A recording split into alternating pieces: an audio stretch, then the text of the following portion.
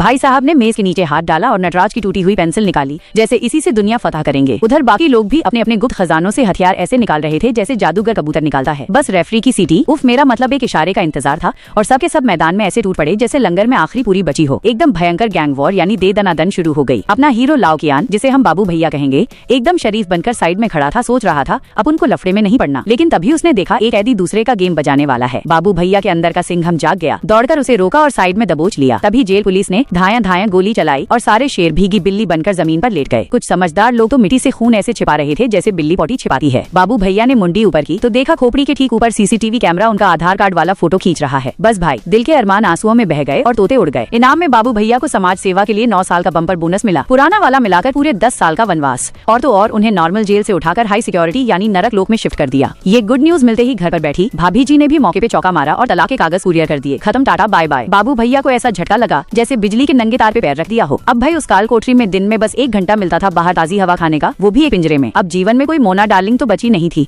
तो भाई ने बॉडी बनाना शुरू कर दी। दिन में सैकड़ों पुशअप्स और रात में अपने 100 किलो के साथी को पीठ पर लादकर ऐसे दंड बैठक लगाते जैसे वेताल को विक्रम ने उठाया हो। एकदम बाहुबली बन गए। एक दिन भाई पिंजरे से बाहर निकले ही थे कि सामने वो मैक्सिकन गैंग का मुखिया दिख गया। अरे वही पनौती जिसकी वजह से ये महाभारत शुरू हुई थी और बाबू भैया यहाँ सड़ रहे थे। बाबू भैया ने आव देखा न ताव, हथकड़ी पहने पहने उस पर ऐसे झपटे जैसे भूखा शेर पनीर टिक्का पर झपटता है। गर्दन ऐसी दबोची कि उसकी आंखें बाहर आ गईं। सारा गुस्सा निकाल दिया जब तक पुलिस वालों ने आकर छुड़ाया नहीं। ये लाइव एक्शन मूवी दूसरे गुंडों ने देख ली। कुछ टाइम बाद बीस्ट यानी जेल का असली डॉन ने बाबू भैया को बुलाया। ये वो आदमी था जिसके इशारे पर जेल के गार्ड्स भी मुजरा करते थे। वो बाबू भैया के टैलेंट का फैन हो गया, बोला आजा मेरी टीम में। बाबू भैया मना कैसे करते, अकेला चना भाड़ नहीं फोड़ सका और यहाँ तो पूरा सिस्टम ही गुंडों का था। फिर क्या, बीस ने बाबू भैया का मेकओवर करवाया, टैटू वैटू बनवाया और बोला किताबें पढ़ के ज्ञानी बनो। वादा किया कि अपन तेरी फुल सपोर्ट करेगा। जेल से छूटने से ठीक पहले बीस ने एक मोबाइल भिजवाया। जेल में भी 5G चलता है भाई, और हुक्म दिया बाहर जाके शॉटगन नाम के आदमी को ढूंढ और हथियारों की हेरा फेरी में मदद कर। बाबू भैया ने नखरे दिखाए तो उसने सीधा धमकी दी, तेरी फैमिली का राम नाम सत्य कर दूंगा। डायलॉग मारा, ये इज्जत का सवाल है मुन्ना, तुम अब हमारे हो। ये मेंबरशिप तभी खत्म होगी जब तू ऊपर जाएगा। जेल से बाहर आते ही बाबू भैया शॉटगन और मास्टरमाइंड हाउ यी से मिले। लगा कि ऑल इज वेल, लेकिन उसी रात पार्टी में किसी ने उन पर धपा कर दिया। हमलावर का निशाना अर्जुन जैसा पका था, मतलब साफ था कि घर का भेदी लंका ढा रहा है।